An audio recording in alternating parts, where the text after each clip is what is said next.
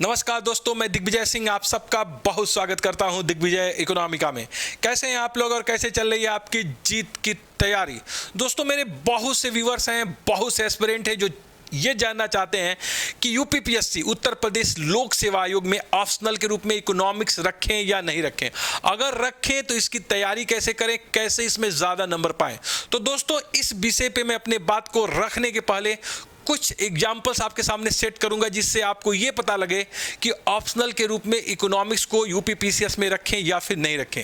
दोस्तों, एक तो समस्या ये आती है कि बहुत से एस्पिरेंट हिंदी मीडियम के होते हैं और उनके सामने ये चैलेंज होता है कि क्या मैं उत्तर प्रदेश लोक सेवा आयोग में ऑप्शनल के रूप में अर्थशास्त्र रखूं, इकोनॉमिक्स रखूं या नहीं रखूं।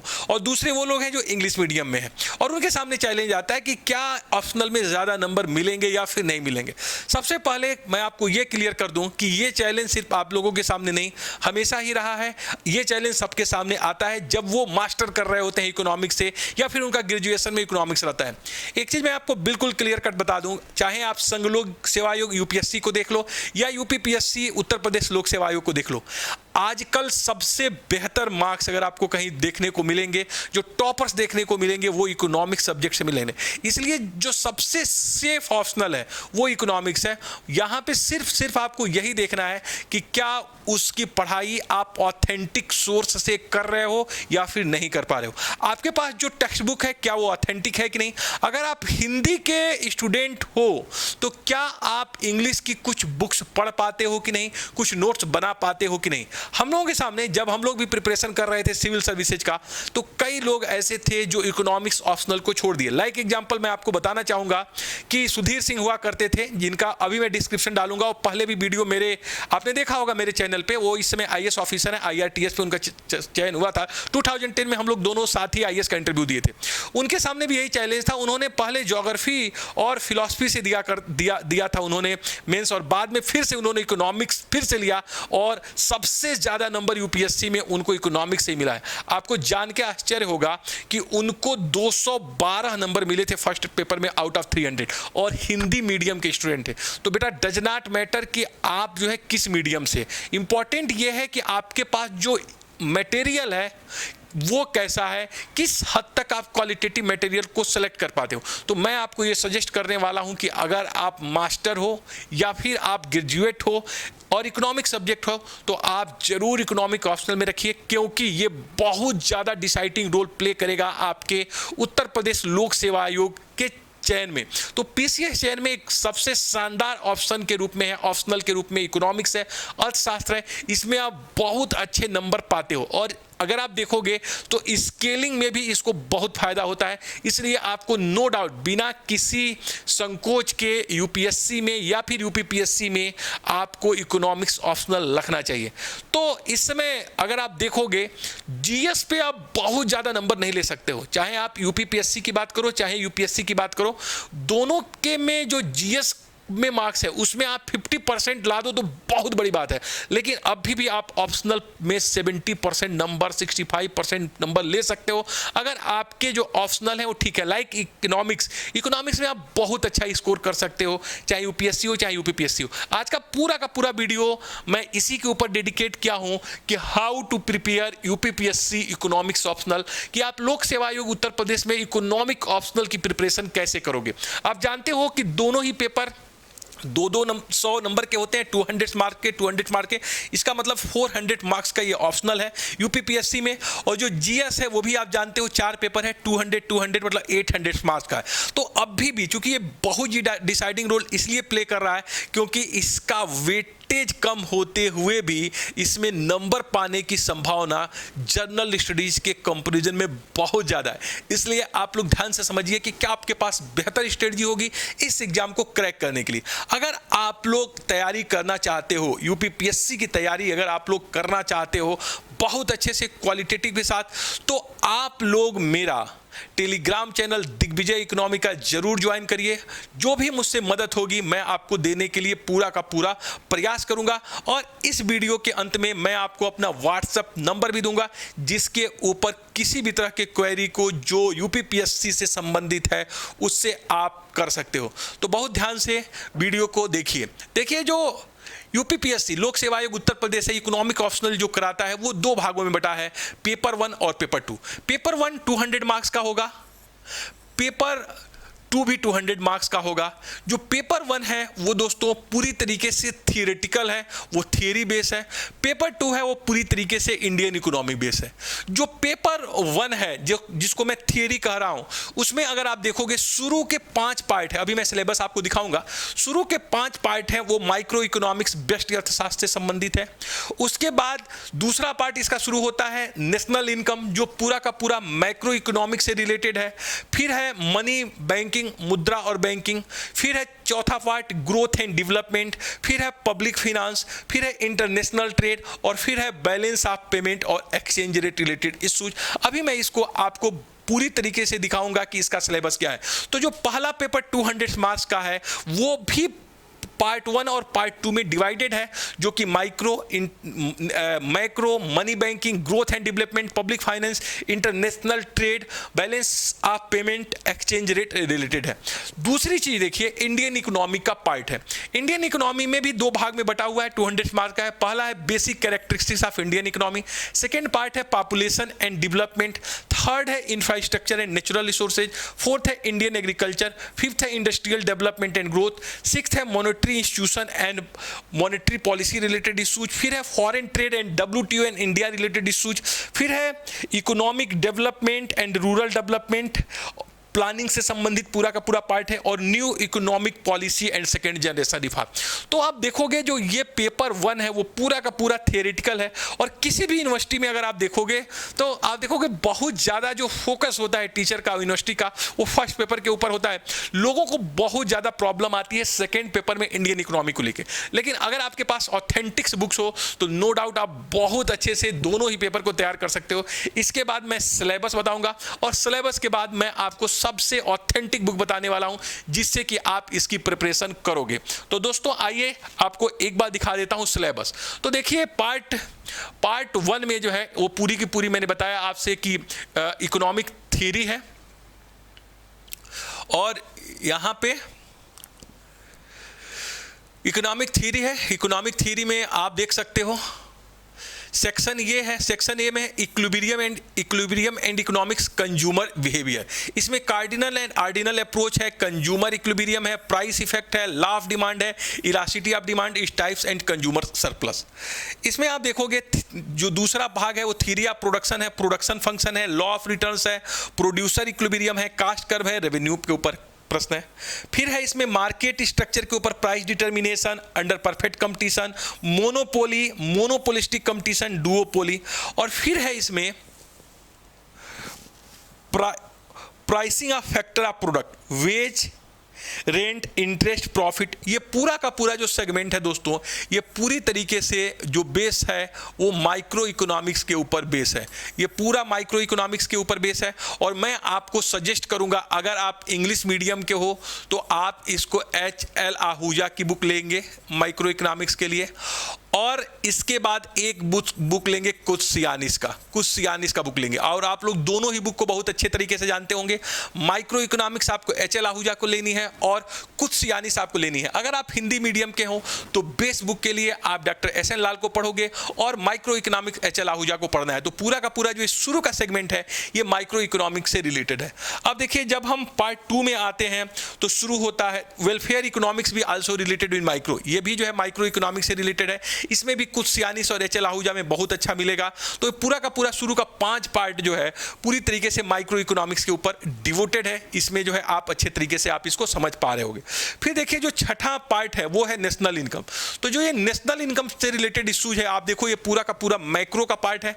इसमें क्या है, concept, component and method, theories of employment, income, interest rate determination, classical Keynesian, post Keynesian approach, जिसमें ISLA मॉडल है। ये माइक्रो इकोनॉमिक्स है। इसके लिए इंग्लिश में अगर आपको बुक लेनी है तो HL आहूजा का लीजिए, HL आहूजा का लीजिए। और आपको अगर शानदार बुक पढ़नी है इसके रिलेटेड तो आप इस सैपिरो को पढ़ सकते हो, क्योंकि सैपिरो में ये वाला सेक्शन जो इसमें पूछा गया है वो बेहतर तरीके से दिया गया है। तो आप एच.एल. आहूजा पढ़ सकते हो, इंग्लिश में इसको सैपिरो पढ़ सकते हो, क्योंकि जो ये थ्योरी है वो सैपिरो में अच्छा दिया हुआ है। ISLM मॉडल विशेषकर सैपिरो में बहुत अच्छा दिया है। हिंदी में आप अगर पढ़ना चाहते हो तो एच.एल. आहूजा और डॉक्टर S.N. लाल पढ़ सकते हो। ओके, तो ये रहा मैक्रो इकोनॉमिक्स, जिसमें बहुत ज्यादा पार्ट नहीं दिया गया। फिर देखिए मनी है, quantity theory of money, various version इसका, डॉन पेटिंकिन है, मिल्टन फ्रीडमैन है, theory of money supply, money multiplier theory. देखिए SB गुप्ता की बुक आती है मनी की, अच्छी है। SB गुप्ता की बुक आती है, अच्छी है। SB गुप्ता आप पढ़ सकते हो इंग्लिश मीडियम के लिए। या फिर जो एच.एल. आहूजा का जो पार्ट है इसमें मनी वाला, वो भी आपके लिए बहुत ज़्यादा इंपॉर्टेंट है। बाकी जो है आप मेरा नोट्स ले सकते हो, बहुत अच्छा है, वीडियो जिसके ऊपर बहुत अच्छे बने हुए हैं। तो ये जो है आप समझ पा रहे हो कि मनी रिलेटेड इश्यूज के ऊपर पार्ट था। इसके बाद शुरू होता है monetary and banking system. Monetary and banking system में आप देखो central bank, commercial bank, money and capital market, ये भी जो है एसबी गुप्ता से आपका कवर हो जाएगा। फिर देखिए इसके बाद शुरू होता है इसका सेक्शन बी। मैंने कहा था कि फर्स्ट पार्ट भी सेक्शन 1 और सेक्शन बी में बटा हुआ है। तो जो सेक्शन बी है, सेक्शन बी में देखिए measure of economic development, process of economic development, developing countries, Myrdal and Kuznets का व्यू है। फिर planning and economic development, changing role of planning and market. फिर देखो theories of economic growth, Harrod Domar model, development stage growth, ये पूरा का पूरा economic development growth. H L. Ahuja मैं रिकमेंड करूंगा आपको, यहाँ पे एच.एल. आहूजा इंग्लिश में आपको रिकमेंड करूंगा, ये आप पढ़ सकते हो। इसके लिए मिश्रा एंड पुरी की बुक आती है ग्रोथ एंड डेवलपमेंट, वो भी आप पढ़ सकते हो। और हिंदी में डॉक्टर S.N. लाल की बुक पढ़ सकते हो, आर्थिक आयोजन की तकनीक, उन्होंने भी हिंदी में बेस्ट लिखा हुआ है। तो आप यहां तक बहुत अच्छे से समझ पाए कि जो 3 पोर्शन है, 1, 2, 3, ये तीनों ही ग्रोथ एंड डेवलपमेंट से रिलेटेड है, जो है आर्थिक समृद्धि और विकास से संबंधित इश्यूज को यहाँ कवर किया गया है। फिर आप देखिए human capital and economic growth, यहाँ भी अगर आप देखोगे तो ये भी चीजें ग्रोथ एंड डेवलपमेंट के ऊपर बहुत ज्यादा फोकस किया गया है। फिर low level equilibrium critical minimum effort, ये भी पूरा का पूरा ग्रोथ एंड डेवलपमेंट से संबंधित इश्यूज है। तो इसमें भी आपको ये एच.एल. आहूजा से पूरी आप देखो माइक्रो के ऊपर और ग्रोथ के ऊपर उत्तर प्रदेश लोक सेवा आयोग बहुत ज्यादा फोकस करता है। माइक्रो के ऊपर आपने देखा 5 भाग में सिलेबस बटा हुआ है, इसी तरह ग्रोथ का सिलेबस भी बटा हुआ है। फिर देखो पब्लिक फिनांस आता है, लोक वित्त। देखिए लोक वित्त जो है आप का सामने है, public goods and externalities, public expenditure, theories and effect, theories of taxation, incidence, impact. और इसके बाद फिर आप देखोगे फिर जो है इसमें fiscal policy, economic development, types of budget deficit and their effect of the economy. तो ये जो 5वां और 6वां भाग है, ये पूरी तरीके से पब्लिक फाइनेंस के ऊपर बेस है। इसके लिए जो मैं बुक आपको रिकमेंड कर रहा हूं वो है एच.एल. भाटिया, इंग्लिश में बुक है एच.एल. भाटिया। बाकी मसग्रेव की बुक इंग्लिश में भी बहुत अच्छी आती है, बट आप देखोगे इंडियन सिनेरियो में ये नहीं लिखी गई है बुक, तो थ्योरी के लिए बहुत अच्छी है। एच.एल. भाटिया आप ले लो, इसके लिए बहुत अच्छी रहेगी। बाकी मसग्रेव की बुक अच्छी है। और डॉक्टर S.N. लाल की बुक, डॉक्टर S.N. लाल की बुक जो है हिंदी में अगर आप देखोगे तो ये बहुत अच्छी बुक है पब्लिक फाइनेंस भारतीय लोक वित्त के लिए। फिर आप देखो शुरू होता है theories of international trade, comparative advantage, terms of trade, offer come gain from trade और इंजन ऑफ ग्रोथ। और फिर देखो सेम आगे अगर आप चलोगे तो फिर 2 भागों में ये पूरा इंटरनेशनल ट्रेड भी बचा हुआ है कि theory of exchange rate determination, balance of payment और प्रोटेक्शन, टैरिफ, कोटा, इंटरनेशनल। ये जो पार्ट है पूरी तरीके से, इसके लिए इंग्लिश में मैं बुक आपको रिकमेंड करूंगा Salvatore, the best book Salvatore बहुत अच्छी बुक है। बाकी एच.जी. मनूर है।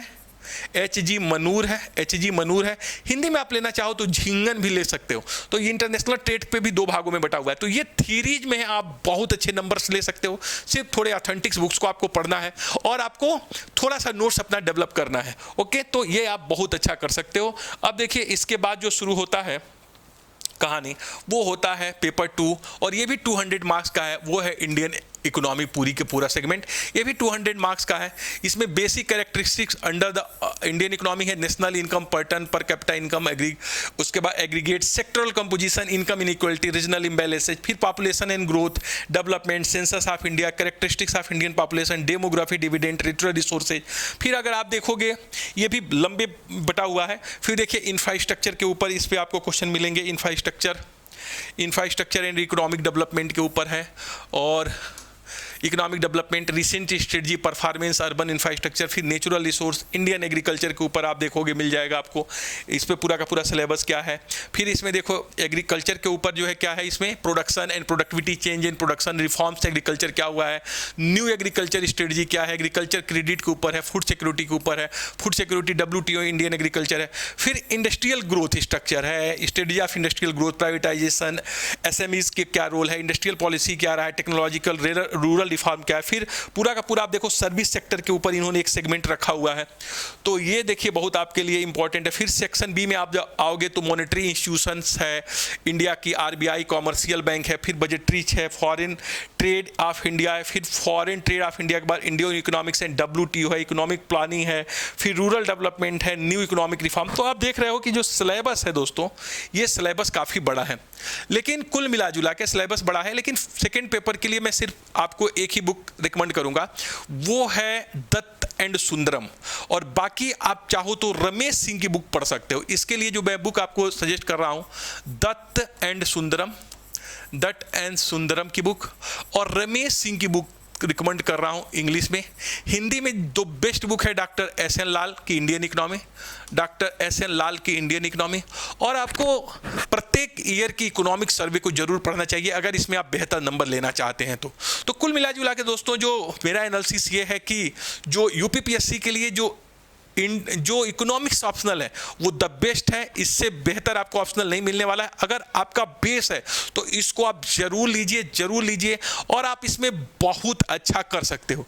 देखिए मैं आपको अपना WhatsApp नंबर भी यहाँ पे दे रहा हूँ, जिससे कि आप अगर आपके पास कोई क्वेरी है तो मुझसे ज़रूर क्वेश्चन पूछ सकें, ताकि मैं आपके प्रश्नों को सॉल्व कर सकूँ। कहाँ से पढ़ना है, कौन सी भी किताबें आपके लिए बेस्ट रहेगी, उसके ऊपर भी तो नोट कर लीजिए मेरा WhatsApp नंबर आप लोग 6307374827। मैंने नया नंबर लिया है आप लोगों के लिए, तो ये मुझे याद नहीं था, 6307374827। इसके ऊपर आप मुझे व्हाट्सएप कर सकते हैं। किसी भी तरह की क्वेरी हो कि किस तरीके से तैयारी करना है UPPSC के संबंधित, क्या ऑथेंटिक बुक हो, कहाँ से चीज़ें पढ़नी है, कैसे नंबर अच्छे आएंगे, लिखना कैसे, इसके ऊपर जो भी अगर आपके पास कोई भी क्वेश्चन है मुझे आप मैसेज करिएगा, मैं आपको जरूर रिस्पॉन्स करूंगा। यद्यपि मैं आपसे जरूर कहूँगा कि कॉल मत करिएगा, मैसेज करिएगा, मेरे पास टाइम कम होता है। जब भी टाइम होगा मैं देखूंगा, आपको रिस्पॉन्स जरूर करूंगा। तो आप तैयार हो जाइए इस ऑप्शनल पेपर को रखने के लिए। ये आपके लिए बहुत ज़्यादा फ्रूटफुल होने वाला है, आप इसमें बेस्ट करोगे, बहुत अच्छा करोगे। तो लोक सेवा आयोग उत्तर प्रदेश में ऑप्शनल के रूप में आप इकोनॉमिक्स जरूर रखिए अगर आपका बेस है तो, और इसमें आप बहुत अच्छे नंबर पा सकते हैं। तो दोस्तों बहुत तन्मयता के साथ, पूरे मन के साथ लगे रहिए, कुछ अच्छा करिए, कुछ बड़ा करिए। आओ कुछ अच्छा करते हैं, आओ कुछ बड़ा करते हैं, कुछ करके दिखाओ, कुछ बन के दिखाओ। Thank you so much for watching Digvijay Economica. God bless you dear friends.